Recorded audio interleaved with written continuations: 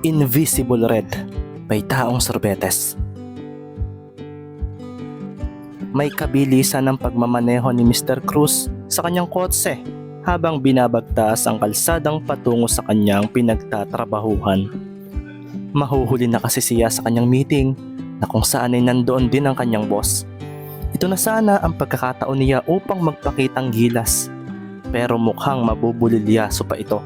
Dahil sa panonood niya ng Red Planet kagabi ay tinanghali tuloy siya ng gising. Pati tuloy ang paghatid sa school sa anak niyang si Ren ay di niya nagawa dahil sa pagmamadali. Buiset!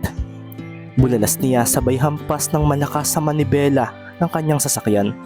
Eksakto kasing pumatak sa pula ang ilaw ng traffic light, dahilan para ihinto niya muna ang kanyang kotse. Mas nakadagdag pa sa init ng kanyang ulo ay nang makitang isang uugod-ugod na matanda lamang pala ang tatawid.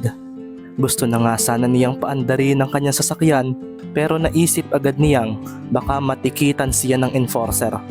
Baka mas maabala pa siya, isip-isipan niya. Pagkatapos ng kanyang meeting ay dismayado siyang pumasok sa opisina niya. Mainit pa rin nga ang ulo niya, lalo pat halos 30 minutes siyang late. Imbes na ma-impress sa kanya ang boss niya ay napagsabihan pa siya nito. Dala na nga rin ng init ng kanyang ulo ay kung ano-ano tuloy na bagay ang nasabi niya. Lintek na Red Planet yan. Pati yung red ng traffic light. Dapat ay wala na iyon. Aabot pa sana ako. Buiset, sana mawala na sa mundo ang kulay pula. Dagdag pa niya sabay upo habang hinahaplos ang kanyang noo. Kinahapunan, sinalubong agad siya ni Ren nang puntahan niya ito sa paaralan para sunduin ang grade 3 niyang uniko iho. Niyakap naman niya ito at hinalikan at pagkatapos ay kinumusta ang maghapon nito. Dad, look oh, I made this flag, the Philippine flag. Pagmamalaki sa kanya ni Ren habang ipinapakita ang gawa nito sa kanya. Medyo nagulat naman siya sa gawa ng kanyang anak nang makita ito. Teka, ba't walang red? You should make this part red instead of white. Pagtatama niya sa anak pero napakunot naman bigla ito ng noo dahil sa narinig. Red? What's that, Dad? Is that a color? Seryoso at nagtatakang tanong ni Ren sa kanya. Hindi tuloy niya maiwasang mapaisip sa pagkakaalala niya kasi pula ang paboritong kulay ng kanyang anak.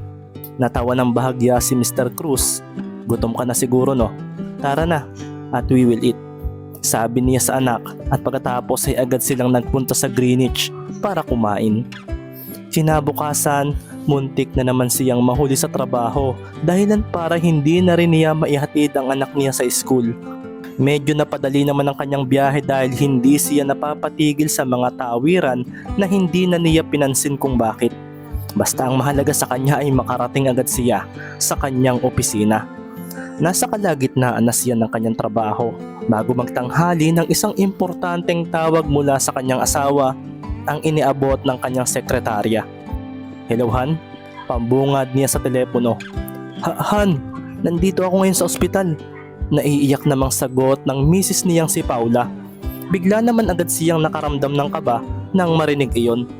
Nasa ospital pala si Ren dahil nabangga ito ng pampasaherong jeep habang tumatawid sa tapat ng school nito. Kaya naman nang sabihin ng misis niya kung saang ospital ay agad siyang pumunta rito. Agad niyang niyakap ang asawa nang maabutan itong nakabantay sa harap ng operating room.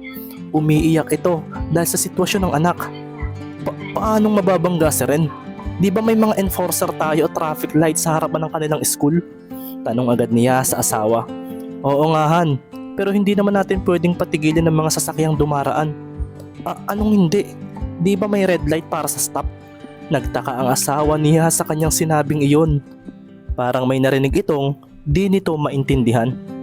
Anong red light? Green at orange lang ang kulay ng ating mga traffic lights. Nagtaka siya sa sinabi ng asawang si Paula. Parang pakiramdam niya ay may mali. Parang simula pa kahapon ay may hindi siya maipaliwanag. Lalo na pag nababanggit niya ang kulay na pula, para kasing hindi ito alam ng mga kasama niya.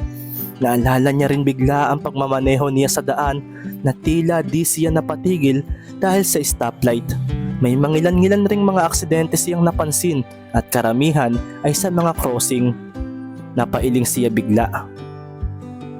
Imposible, sabi niya sa sarili. Hindi na rin muna niya inintindi ang mga bagay na ito. Mas pinagtuunan niya ng pansin ay ang kanyang anak na ayon sa doktor ay kailangang salinan ng dugo. Naisip niyang pareho sila ng blood type ng anak kaya agad niyang isinuhestyon ang kanyang sarili subalit nagulat siya sa resulta.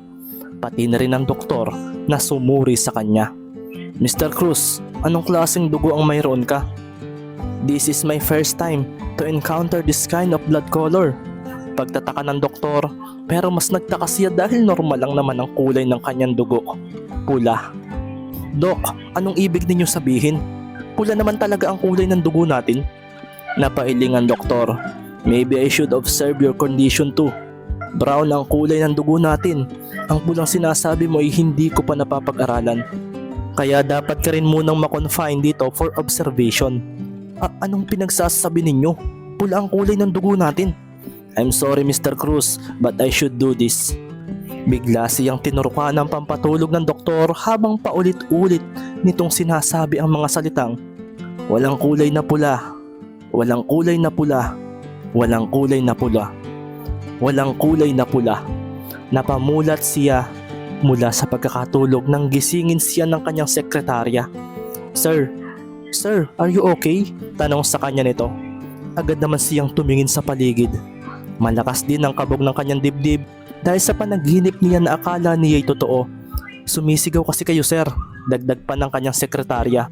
Tila nabunutan naman siya ng tinik at napahinga ng maluwag nang malamang hindi totoo ang mga nangyari. Lahat lang pala iyon ay panaginip lamang. Nakatulog pala siya sa opisina pagkatapos siyang mapagsabihan ng kanyang boss dahil sa pagka-late niya sa meeting. Bago siya umuwi ay dumaan muna siya ng simbahan at nagpasalamat sa Diyos. Habang nagmamaneho siya ay bigla siyang napahinto ng pumatak sa pula ang kulay ng traffic light. Napangiti siya ng hindi inaasahan dahil hindi talaga nawala ang pula. Medyo nagulat din siya nang makitang ang uugod-ugod na matanda ang siya na namang tumatawid at ang hindi niya maipaliwanag ay bigla siyang nginitian ito. Tila may mensahe itong nais iparating sa kanya na di niya alam. Pagkarating niya sa bahay ay agad siyang sinalubong ni Ren at ng kanyang asawa. Masaya niyang niyakap ang kanyang mag-ina at napatingin sa bahay nila. Kulay pula ang pintura nito, ang kulay na paborito ng kanyang mag-ina.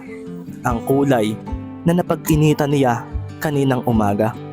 Sorry, bulong niya sa kanyang mag-ina.